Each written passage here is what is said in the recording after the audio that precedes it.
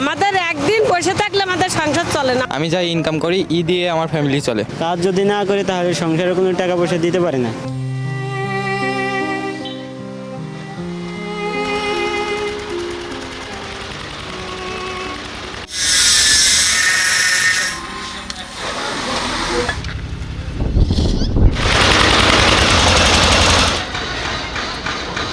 এক সময়ের বাবা যে কিনা তার সন্তানদের আগলে রাখত, কিন্তু এখন শেষ বয়সে এসে তাদের কোনো সে সাপোর্টই নেই যে তাদের যে কেউ সহযোগিতা করবে।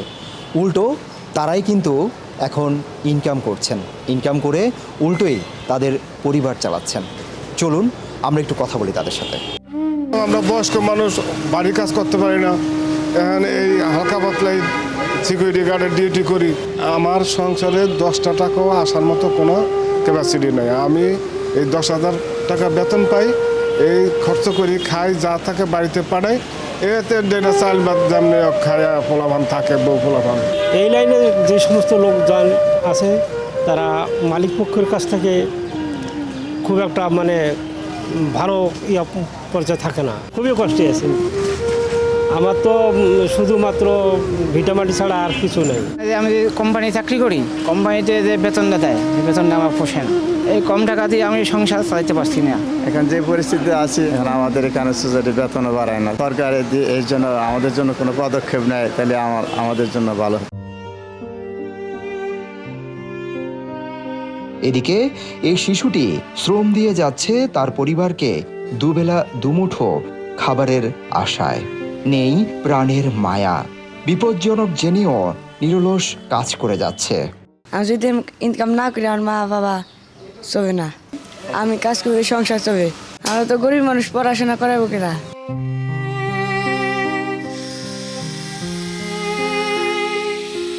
যা হয় মোটামুটি চলে, আরও হইলে ভালো হয়, কারণ সংসারে দেওয়া লাগে। কাজ যদি না করি তাহলে সংসারে কোনো টাকা পয়সা দিতে পারি না, কাজ করতে হয় ডেলি। আমার ফ্যামিলিতে 8-9 জন লোক আছে, তো এটার মাধ্যমে আমার মাধ্যমেই হচ্ছে 8-10 জনের খরচটা চলে। যাদের পরিশ্রমের বিনিময়ে আমাদের রাজধানী বলি অথবা সারা দেশের বড় বড় যে অট্টালিকা তৈরি করা হয়, সব কিন্তু তাদের অবদান। তারা কিন্তু অনেক পরিশ্রমের বিনিময়ে কিন্তু তারা একটা অট্টালিকাকে কখনো 30 তলা, কখনো 35 তলা, কখনো 40 তলায় পরিণত করেন তারা। আমাদের একদিন ইনকাম না করলে তো আমাদের চলা মুশকিল হয়ে যাবো।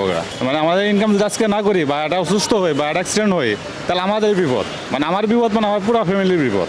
শ্রমিক দিবস এই কারণেই পালন করা হয় যে আসলে শ্রমিকের নিরাপত্তাটার জন্য আমরাও চেষ্টা করতেছি 100% ফুল সেফটি মেনটেন করে, এবং আমাদের আশেপাশে যে প্রতিবেশী বিল্ডিংগুলো আছে তাদেরও জানি কোনো ক্ষতি না হয়, সেটা আমরা 100% নিশ্চিত করার পর আমরা কাজটা করতেছি। বিভিন্ন প্রান্ত থেকে কিন্তু এই শ্রমিক ভাইয়েরা এসছেন। তারা কিন্তু যেমনটি বলেছিলাম বড় বড় অট্টালিকা নির্মাণ করছেন, রাজধানী সহ অনেকগুলো বিভাগেই তারা কাজ করছেন। আমি সংসার চালাই, ধরেন আমি পরিবারের বড় ছেলে, আমার দায়িত্ব সব কিছুই আমার মাথায়। আপনারা এতক্ষণ দেখলেন যে এই যে যারা সারা দেশ থেকে আগত শ্রমিকরা তারা এসে কিভাবে বড় বড় অট্টালিকাগুলো তৈরি করছেন।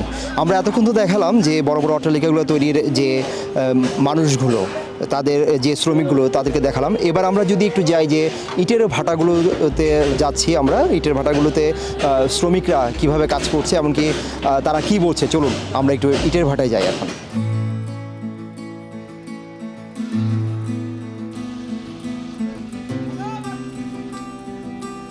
আমি এখান থেকে 6-7 মাসের মতো এখানে আসি, এবং আমার সংসারে 4-5 জন লোক আছে, আর আমার ইনকামের উৎস হলো এই ব্রিকফিল্ড। আমি থাকি সাতক্ষীরায়, আমার ফ্যামিলিতে 4 জন আছে।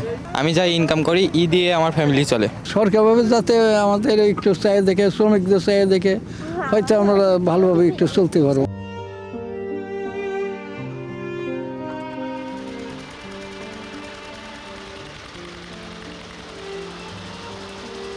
আমাদের তো কষ্ট হয়, কষ্টের জন্যই তো দেশের থেকে বিদেশে আইসি খাটতে। আমাদের একদিন বসে থাকলে আমাদের সংসার চলে না, আমাদের খুব কষ্টে দিন যায়। আমার টাকা দিয়ে আমার সংসার চলে, তাহলে আমরা যদি কামাই না করতে পারি তো কি দিয়ে চলবে? আমরা গরিব মানুষ, ধরো আমরা ইনকাম করি খাই, ভাটায় ইনকাম করি খাবার ভাটায় ভাটায় সরকার যদি আমাকে দিকে যদি না তাকায় তা আমরা কিভাবে বাঁচবো। এই বিষয়ে মন্ত্রণালয়ের যুগ্ম সচিব জানান, অসহায় ও দুস্থ শ্রমিকরা বিশেষ সুযোগ সুবিধার জন্য অনলাইনে আবেদন করতে পারবেন। এবছর যে ডিজিটাইজেশন চালু করেছি, অলরেডি এটা ওয়েবসাইটে লাইভে চলে আসছে। শ্রমিকরা এখন সরাসরি ওখানেও আবেদন করতে পারেন। মে দিবসে সকল শ্রমিকদের জানাই বিনম্র শ্রদ্ধা ও ভালোবাসা। ঘুরে ফিরে বারে বারে মে দিবস আসে, মে দিবস চলে যায়, কিন্তু আদৌ কি এর সুফল তারা পায়? না, এটা আমার কথা নয়, তাদের কথা। তারা বলছেন সরকার যেই কথাই বলুক না কেন, শুধু কথাই নয়, কাজে যদি তা প্রমাণ করা হয় তাহলেই এই মে দিবসের সার্থকতা তারা পাবেন। সিদ্দিকুর রহমান রোমন, হ্যালো বাংলাদেশ, ঢাকা।